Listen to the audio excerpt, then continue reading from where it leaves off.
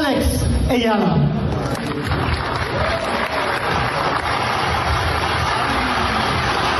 Let me ask you something. What does it take for the entire world to stop, turn around, and say, who is she? What does it take for a 19-year-old girl from Manila, Philippines, to walk into rooms she was never invited to, compete against women who have been doing this for decades, and not just survive, but completely take over the conversation?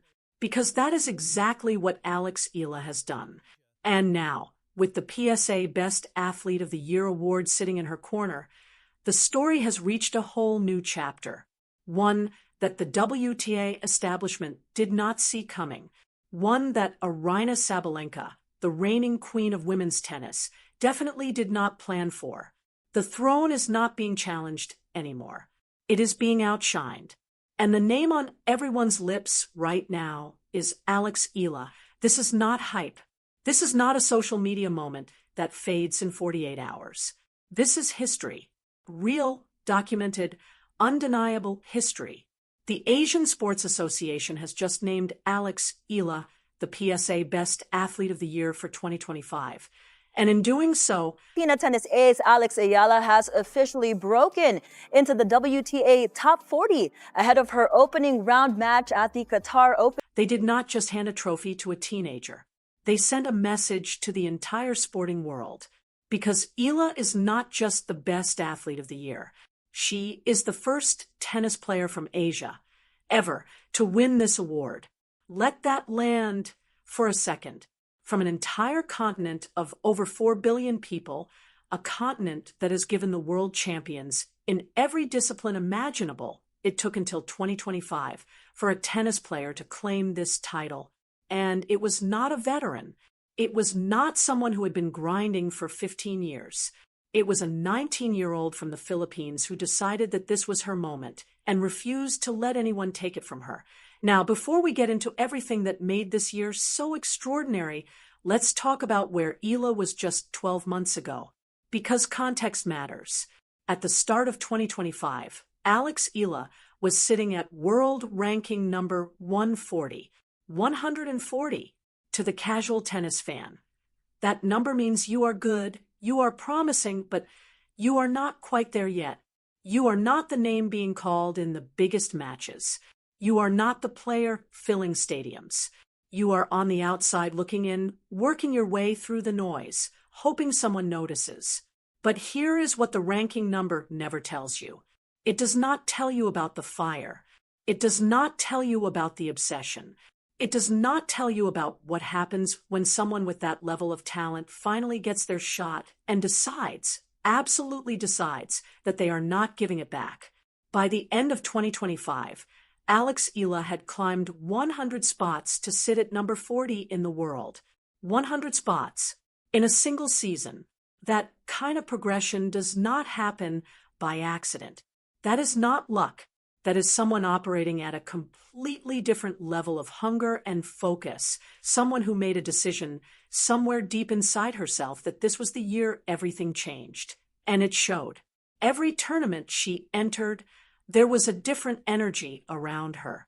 Every match she played, the crowds leaned in.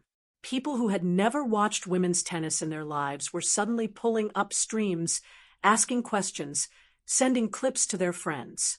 Alex Eala was doing something rare in professional sports. She was converting strangers into believers in real time. And all of that incredible momentum, all of that love pouring in from fans, not just across Asia, but from every corner of the globe, it came with a backdrop, a very specific, very significant backdrop. And that backdrop had a name, the Dubai Open. Because even as she stood on the stage of history collecting this PSA award through a video message, unable to attend in person because she was too busy competing, Eala had already qualified for the next round. That is who she is. She does not stop. She does not pause to celebrate before the work is done. She sent her message, expressed genuine humility and warmth to everyone at the ceremony, and then got back on the court. That tells you everything. But let's go back to where this truly ignited. Let's go back to the moment the entire tennis world was forced to pay attention. The Miami Open. Eala walked in on a wildcard entry. A wildcard. That means she was not supposed to be there. Not in the sense that anyone doubted her talent, but in the literal tournament structure sense. She was given a seat at one of the biggest tables in professional tennis, almost as a gesture. And what she did with that gesture was absolutely breathtaking. First, she took down Jeļena Ostapenko, a former Grand Slam champion, someone who had stood at the very top of this sport. Gone. Then came Madison, the Australian Open champion, a player with experience and grit and titles to her name. Gone too. And then came the match that stopped the internet cold. Eala stood across the net from Iga Swiatek, the world number 2, one of the most dominant players on tour, and she pushed her to the absolute limit. The crowd in Miami was deafening. People in the stands who had come to watch someone else were on their feet, screaming for this 19-year-old. From Manila, new fans were born that day, new followers, new believers. Yes, Aryna Sabalenka went on to win the Miami Open. Nobody is rewriting that result. But here is the fascinating truth about that tournament. The player everyone was talking about was not the one holding the trophy.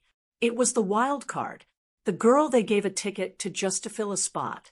She walked in and she stole the entire narrative, and there is not a single person who watched that tournament who does not know exactly who Eala is now.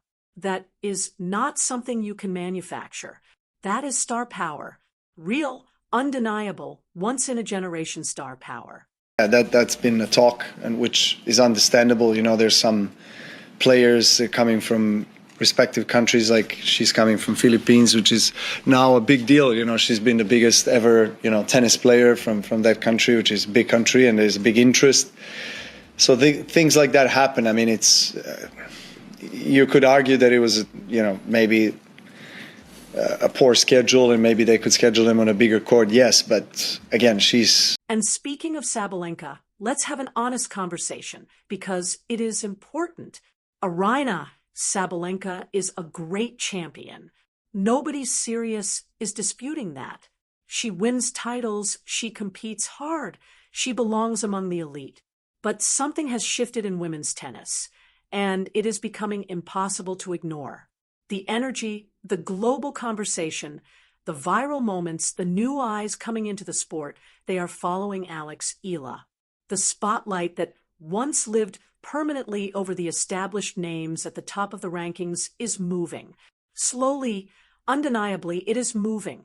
And when you are supposed to be the face of your sport, and you start feeling that gravity shift towards someone else, towards someone who is not yet even in the top 30, that has got to be something. Sabalenka can win trophies, but right now, Eala is winning hearts.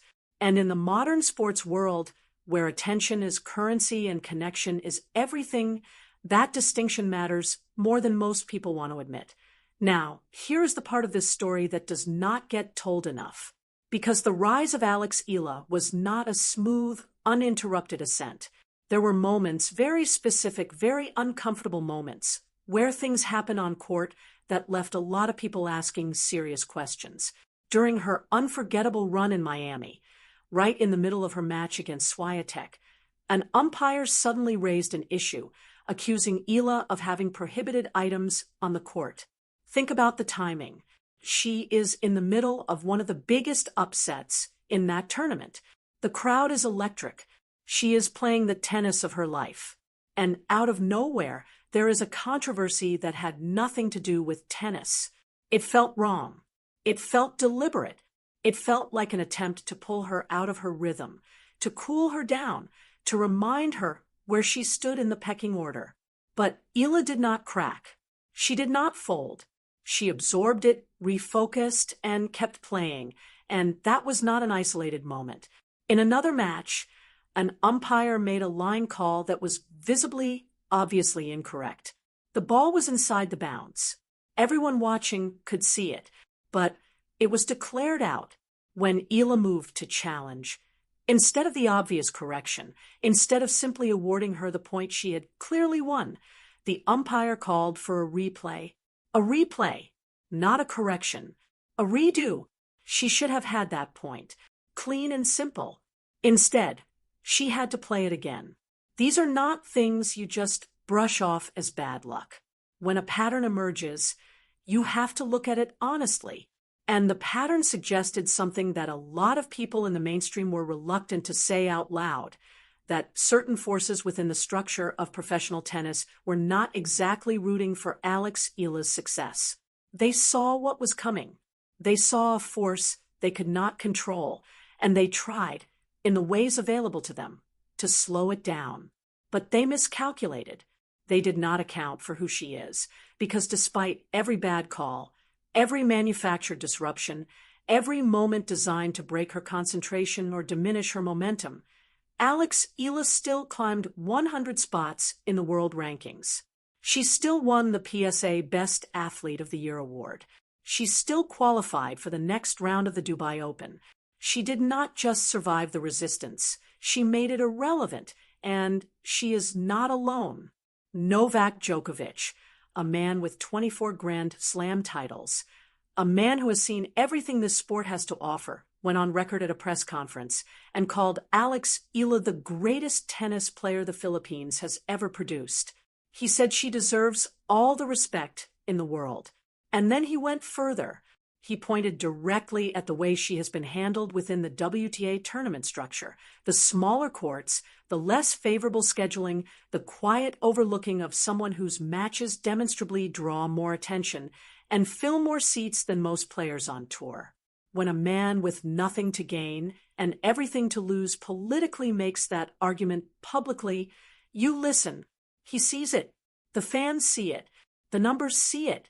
The only ones who seem not to see it are the people with the power to change it.So here is where we are. Eala, 19 years old, from Manila, Philippines, has just made history as the first Asian tennis player to win the PSA Best Athlete of the Year award. She has jumped from 140 to 40 in the world rankings in a single season. She has the endorsement of the greatest player in the history of the sport. She has the love of fans on every continent. She is still competing, still winning, still building something that feels bigger than tennis. And 2026, the trajectory she is on, the hunger she carries, the belief that is growing around her name with every match she plays, 2026 is shaping up to be something truly special. Aryna Sabalenka can have her trophies. The movement belongs to Eala. The story belongs to Eala. And if you are just now paying attention, you are right on time because the best chapters have not even been written yet. This is what it looks like when the talent is too big, the heart is too strong, and the moment is too right for anything in this world to hold you back. Eala is not just a tennis player anymore. She is a phenomenon, and the world is finally catching up.